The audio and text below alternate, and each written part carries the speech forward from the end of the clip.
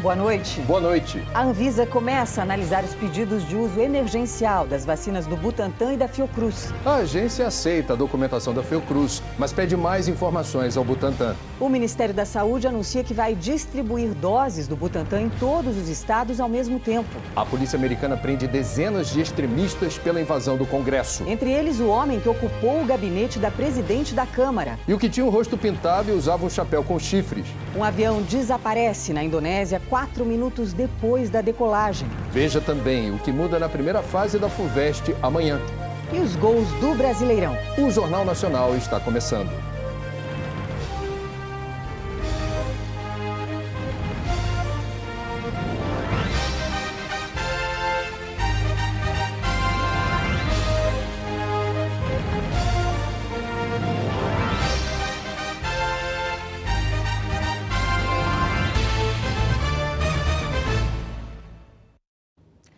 A Anvisa afirmou hoje que aceitou a documentação enviada pela Fiocruz para o pedido de uso emergencial da vacina contra a Covid, desenvolvida pela Universidade de Oxford com a AstraZeneca.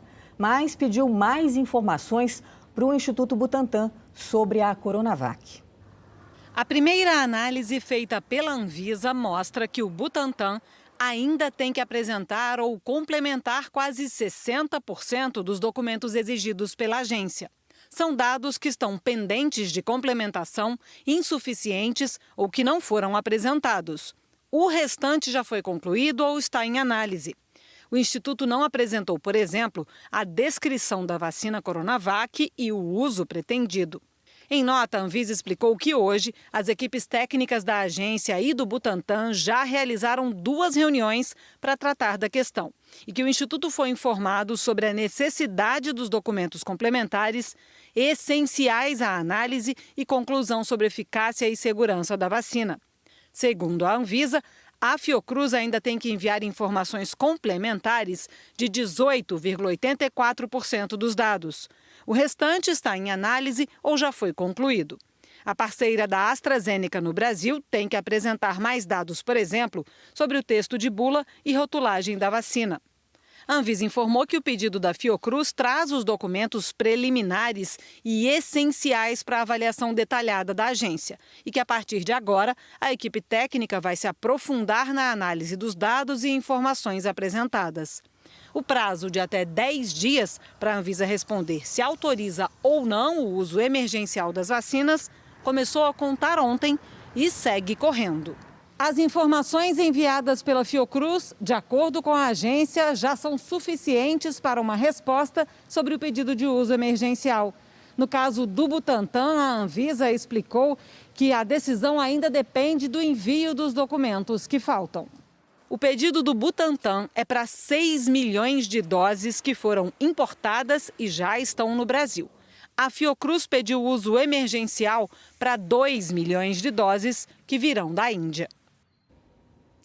O Instituto Butantan afirmou que segue fornecendo todos os documentos necessários à Anvisa, que o fato de a agência solicitar mais informações não afeta o prazo previsto para autorização de uso e que os pedidos de novas informações são absolutamente comuns em processos como esses. O Ministério da Saúde afirmou hoje que vai ter a exclusividade na distribuição da vacina do Instituto Butantan e que a vacinação vai acontecer ao mesmo tempo em todo o país.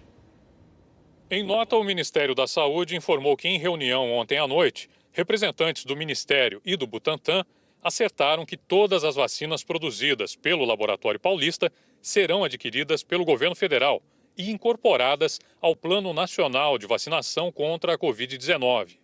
Que brasileiros de todo o país receberão a vacina simultaneamente e que a campanha deve começar assim que os imunizantes recebam autorização da Anvisa para uso emergencial ou o registro definitivo. O Instituto Butantan afirmou que, a partir do momento em que fornece as doses ao Ministério da Saúde, cabe ao Programa Nacional de Imunizações fazer a distribuição conforme as solicitações das secretarias de saúde, inclusive a de São Paulo.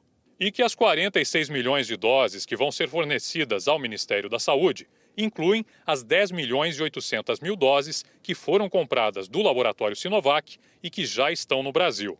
Há no Brasil 10 milhões e 800 mil doses da Coronavac O pedido emergencial feito à Anvisa é para 6 milhões dessas doses. O Butantan tem disponível nesse momento 6 milhões de doses, que estão já à disposição do Ministério e que serão incorporados pelo Ministério à medida que haja a liberação para uso emergencial. Essas vacinas serão distribuídas a todos os estados do Brasil de forma proporcional, ou seja, por critérios demográficos, por critérios do número de pessoas nas faixas de risco.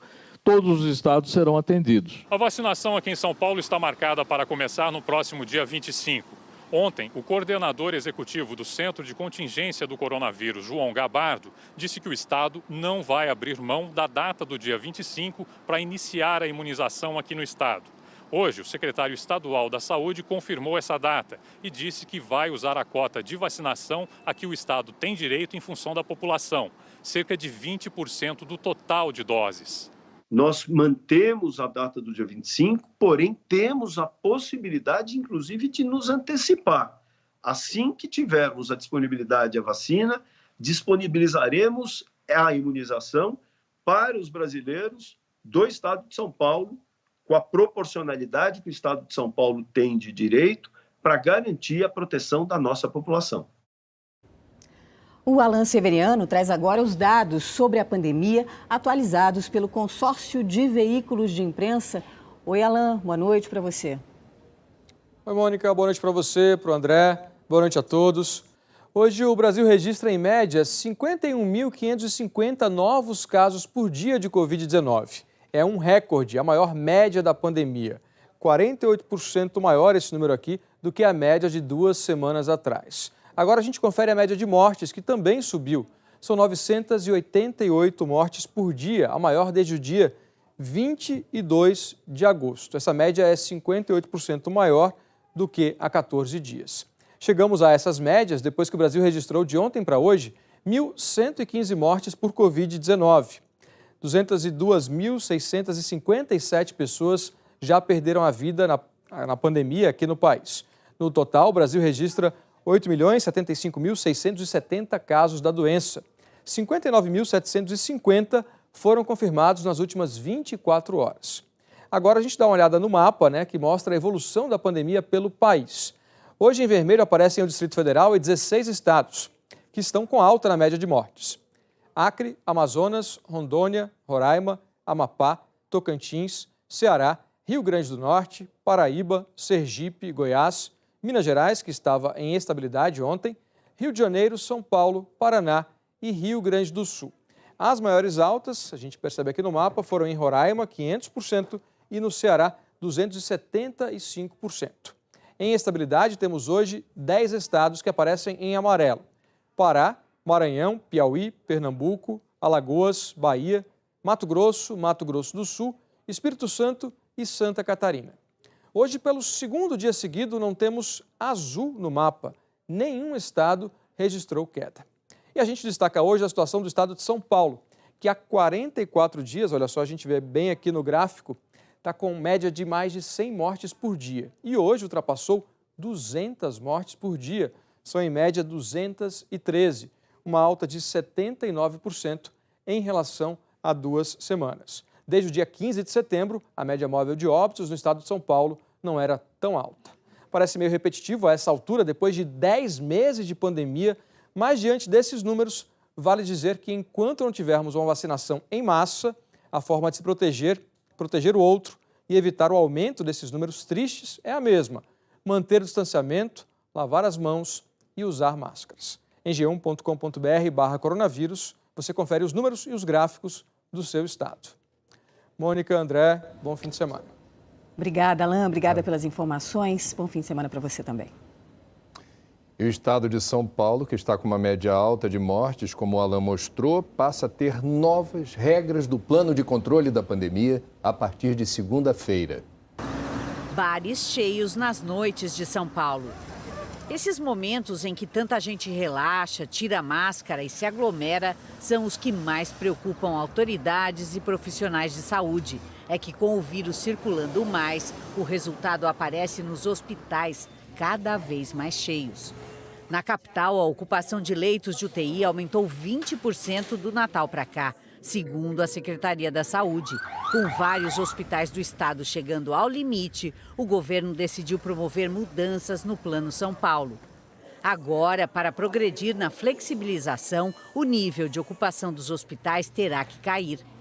Boa parte do estado está na fase amarela, mas as regiões de Marília, Presidente Prudente, Sorocaba e Registro estão na fase laranja, de maior restrição.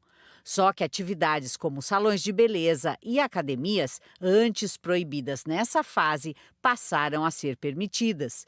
Tudo pode funcionar por até 8 horas por dia. A exceção são os bares, que devem ficar fechados.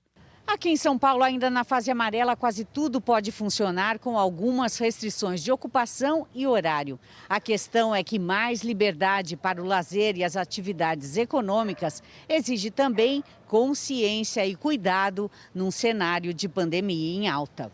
A pandemia continua e tem se intensificado, principalmente nas grandes capitais do Brasil. Então, de novo, a gente vai falar para a população para que a gente não relaxe nessas práticas de prevenção, até que a gente tenha uma cobertura de vacina grande no nosso país.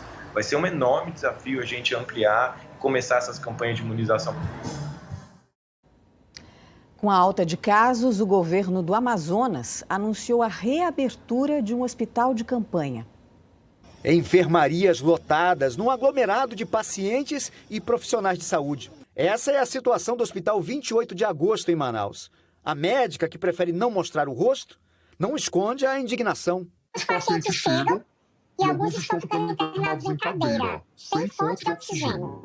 Recebendo medicação sem fonte de oxigênio, a gente tem que decidir entre quem vive e morre. Na rede pública de saúde, a ocupação dos leitos de UTI para a Covid chegou a 88%. O Amazonas tem mais de 212 mil casos confirmados de Covid e o total de mortes passa de 5 mil.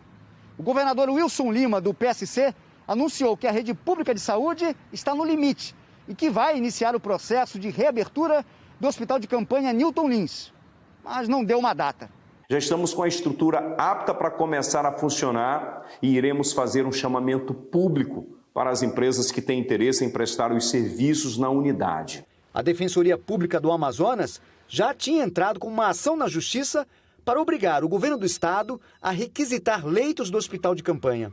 O estado do Amazonas ele foi alertado no momento em que ele poderia ter adotado providências para a instalação de um hospital de campanha, ainda em caráter não emergencial, mas ele não realizou estes atos. Desde dezembro do ano passado, já existem pacientes Covid aguardando por transferência para leitos em razão da situação de colapso. A Secretaria Estadual de Saúde do Amazonas afirmou que a reabertura do hospital de campanha estava prevista para essa fase. Sobre o Hospital 28 de Agosto, diz que tem feito todos os esforços para a ampliação de leitos. O governo da Argentina anunciou novas medidas de isolamento social depois que o número de casos no país dobrou nas 2 últimas semanas. Mais de 100 mil argentinos vacinados. E na semana que vem, o país receberá o segundo carregamento da vacina Sputnik. Além disso, já há acordos firmados para a compra da vacina da farmacêutica chinesa Sinopharm e para a produção do imunizante da AstraZeneca Oxford. A Argentina, desde o início da pandemia, buscou agir rápido para evitar o pior. A economia se recupera, mas da morte não. Falou o presidente argentino Alberto Fernandes no mês de março do ano passado, quando o país iniciava uma quarentena que durou 7 meses e meio. Como previsto, a economia realmente caiu. O PIB da Argentina foi o que mais encolheu entre os países do G20. Em meados de julho do ano passado, houve uma mudança importante. Começaram as primeiras flexibilizações. Restaurantes voltaram a abrir, esportes ao ar livre foram liberados, assim como reuniões com até 10 pessoas. Mais gente nas ruas, mais vírus circulando. E a partir daí, a curva de casos e mortes começou a subir. De 2.600 novos casos no dia 12 de julho para 7.600, um mês depois. 10.700 no dia 12 de setembro, chegando ao recorde de 18.300 novos casos em 21 de outubro. As mortes acompanharam o mesmo ritmo. tendo registrado entre o começo de setembro e o começo de novembro uma média diária de 300 mortes. O total hoje supera 44 mil vítimas fatais.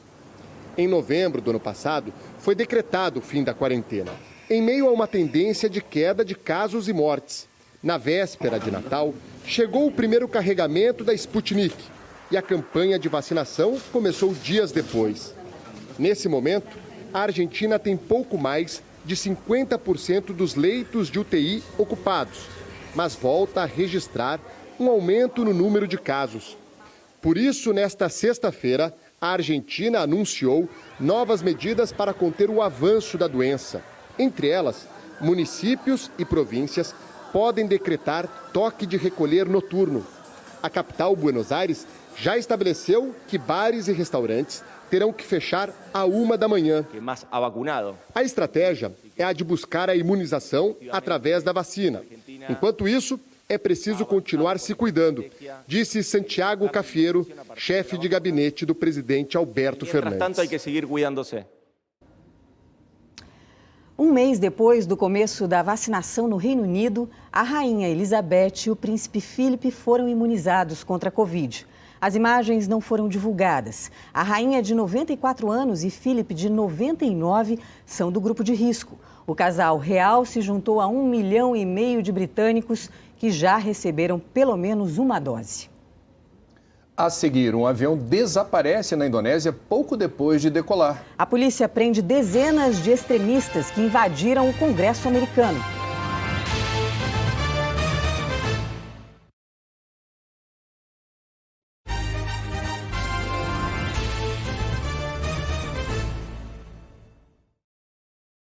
O FBI, a Polícia Federal Americana, assumiu a investigação da invasão ao Congresso dos Estados Unidos e ofereceu uma recompensa de até $50 mil para quem der informações sobre os invasores. Cartazes com fotos dos procurados foram espalhados em pontos de ônibus. Em nota, o FBI disse que as prisões mostram que todos os indivíduos envolvidos na invasão do Capitólio serão encontrados e responsabilizados pelos seus crimes. Um dos presos foi Richard Barnett. A foto dele, sentado no gabinete da presidente da Câmara, Nancy Pelosi, com os pés sobre a mesa, correu aos Estados Unidos e virou um dos símbolos da invasão ao Congresso. Depois de ser identificado pelas autoridades, ele se entregou ontem, no estado de Arkansas, e está sob custódia do FBI. Barnett, que tem 60 anos, foi acusado de violação ao local restrito, ação violenta e roubo em propriedade pública. Se condenado, pode pegar pena de até 1 ano de prisão. Em contraste com a gravidade histórica do crime, os vândalos se comportaram como se estivessem num reality show, fazendo selfies e lives pela internet. O que parecia uma tentativa de golpe foi, na verdade, uma farsa lamentável. Hoje, o Departamento de Justiça dos Estados Unidos anunciou a prisão e o indiciamento de mais 3 envolvidos.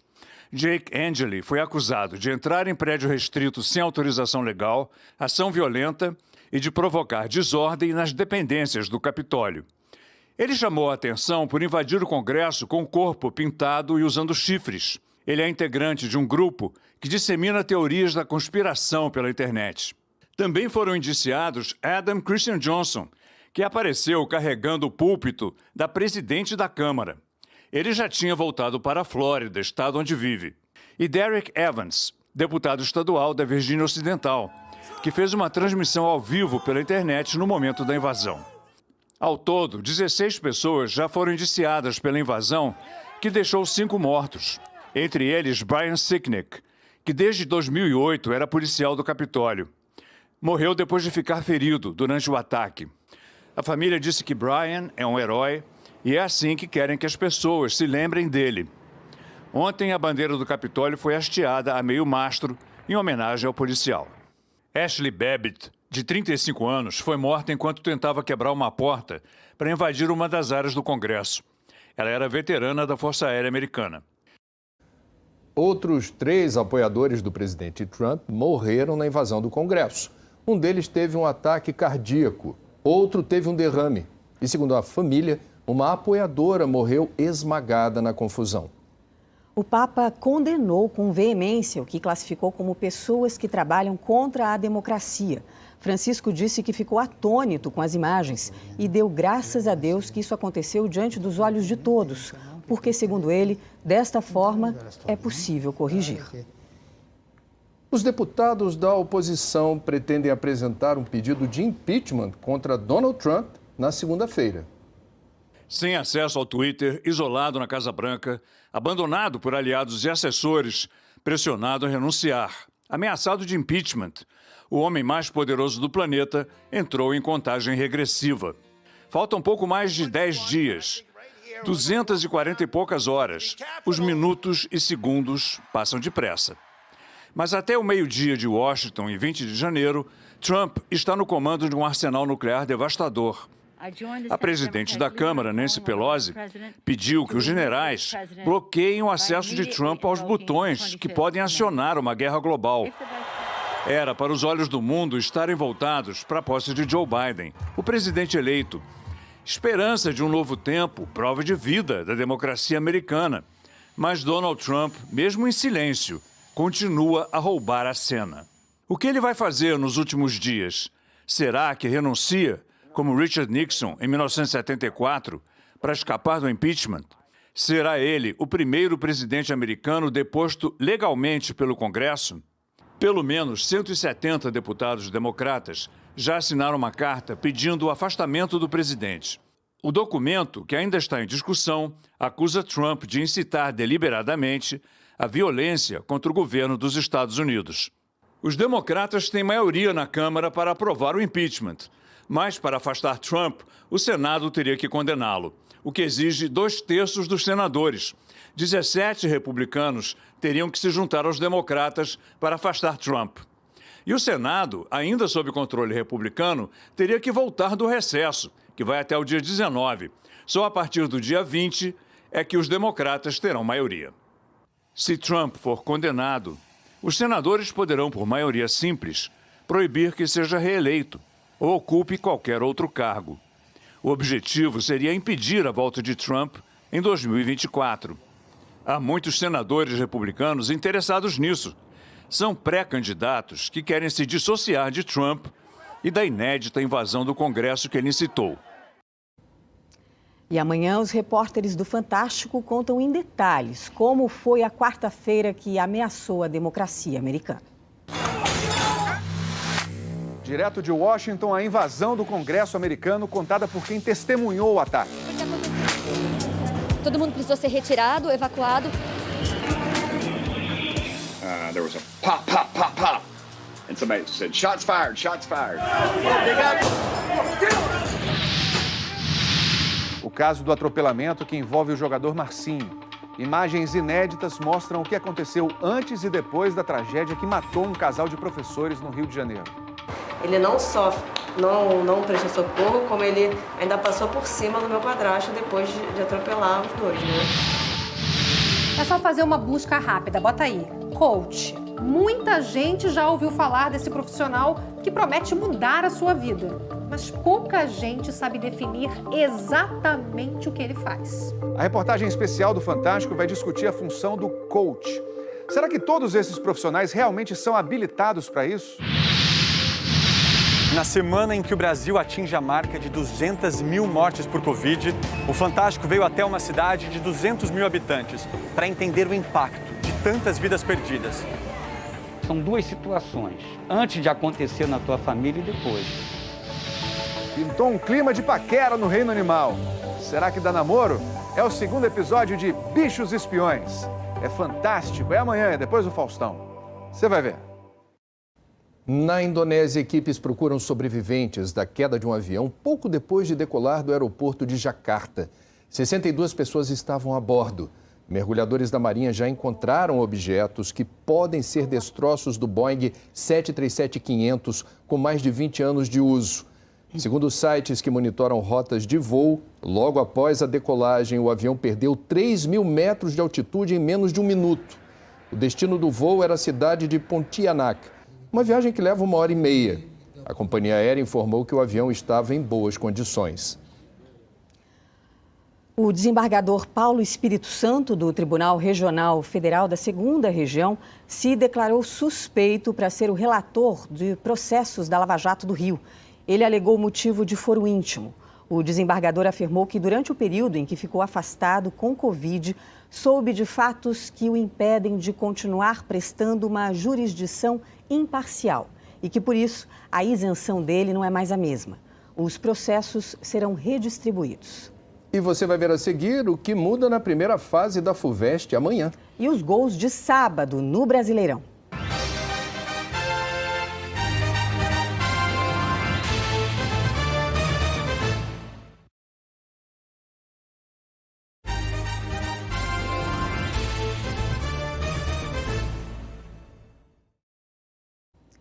O INEP, o Instituto do Ministério da Educação responsável pelo Enem, defendeu que as datas do exame sejam mantidas nos dias 17 e 24 de janeiro. Foi em resposta ao pedido da Defensoria Pública da União à Justiça Federal de São Paulo para adiar as provas por falta de segurança na pandemia. O INEP afirmou que adotou todas as medidas sanitárias necessárias, que adiar o exame vai colocar em risco políticas públicas que diminuem as desigualdades sociais e que haveria um impacto financeiro.